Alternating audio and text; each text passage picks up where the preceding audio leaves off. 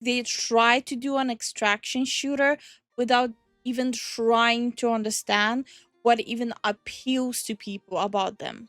I'm a bird, mother. I'm a bird. Marathon director tells gamers asking for a campaign.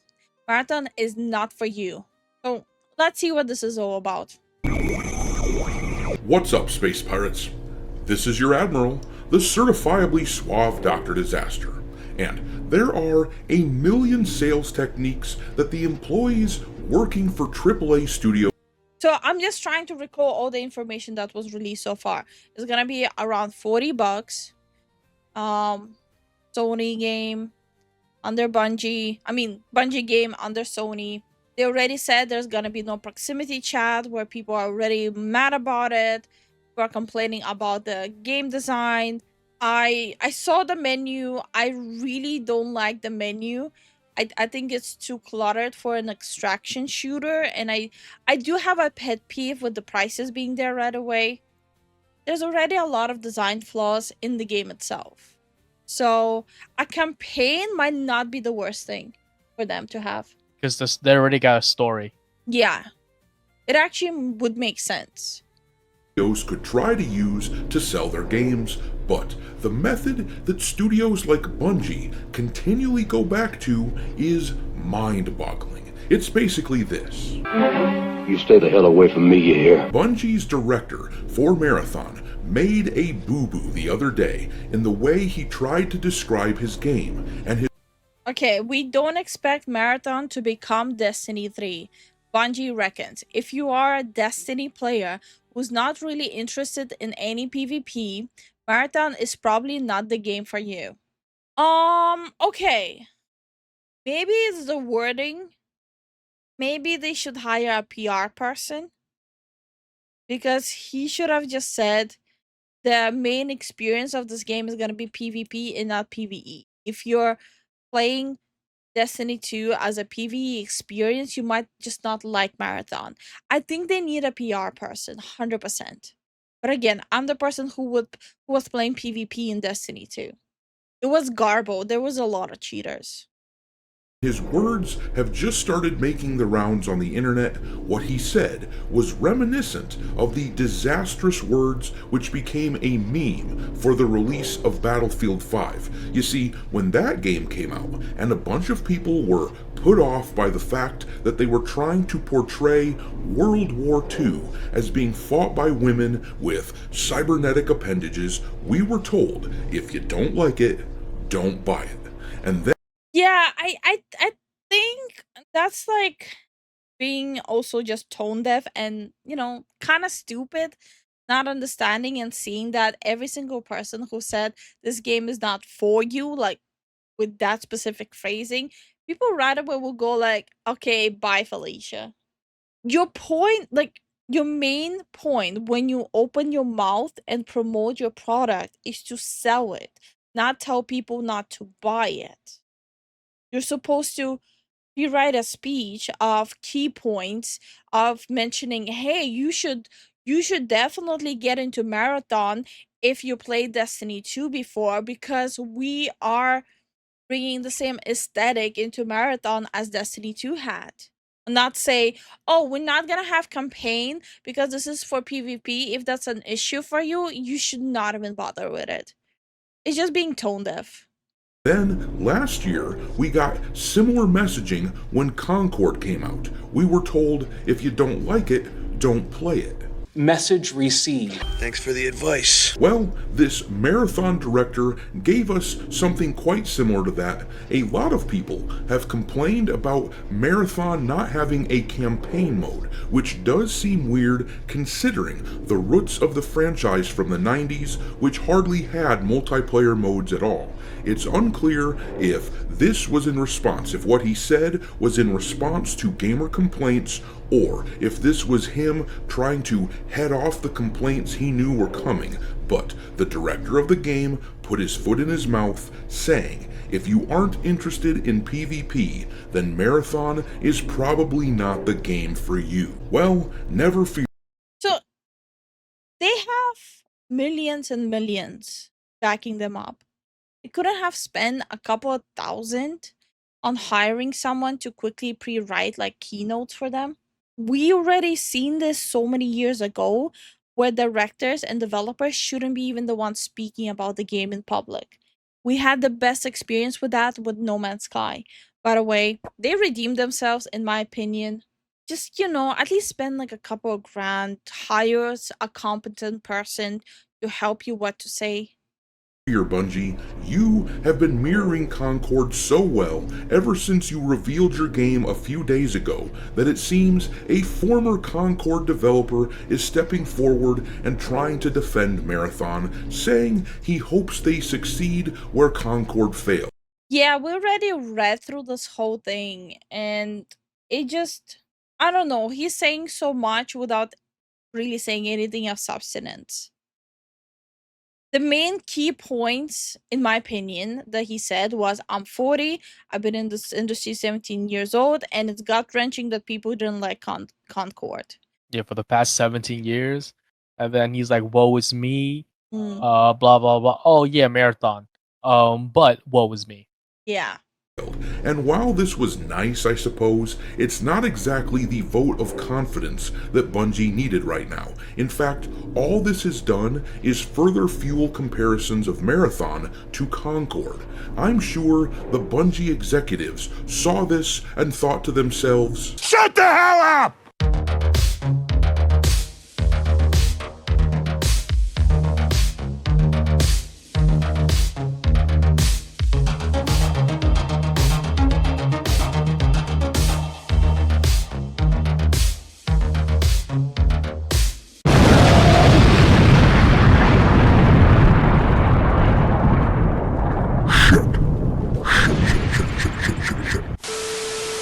Alright, me hearties, make sure you hit the like button on this video in order to fend off the algorithm monster, share the video with your buddies, subscribe to the channel if you haven't already, and don't forget to follow me over on X, where I keep a list of games lousy with woke crap pinned to the account at all times for your reference.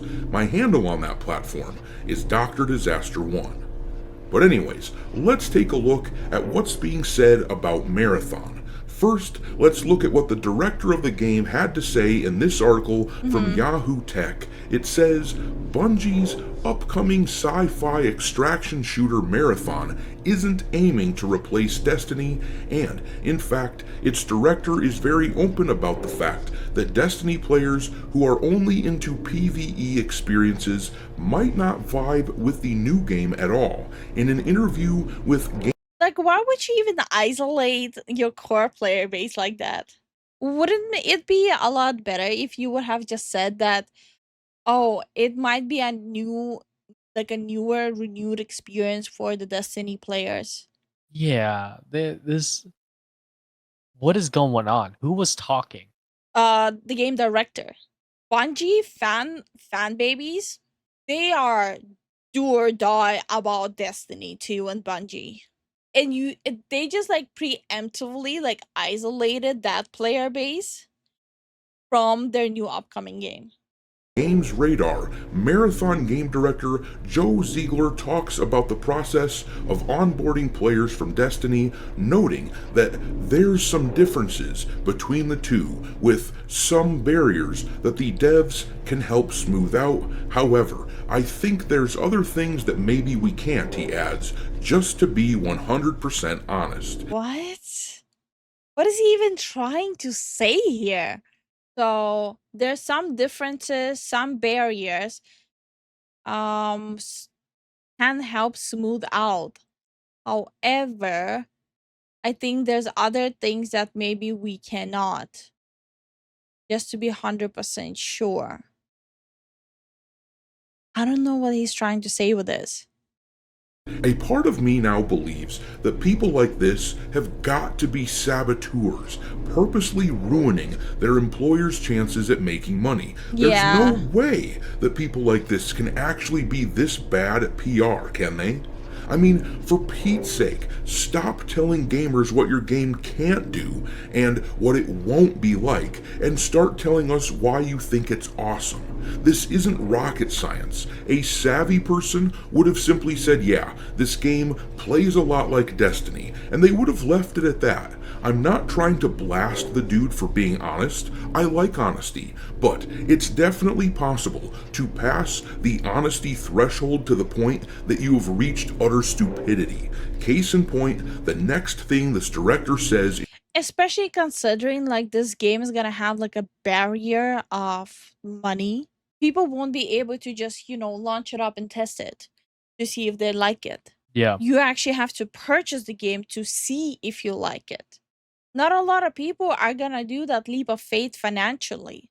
is really stupid. This is Bungie's version of don't like it, don't buy it. It's not quite as bad as the Battlefield 5 debacle, but it wasn't very smart. The article then reads, Ziegler explains, I think part of it is we don't expect Marathon to become Destiny 3. Our goal is not to basically From what I've seen, no one was expecting Marathon to be Destiny 3. Maybe I missed something, but I haven't seen anyone do that statement.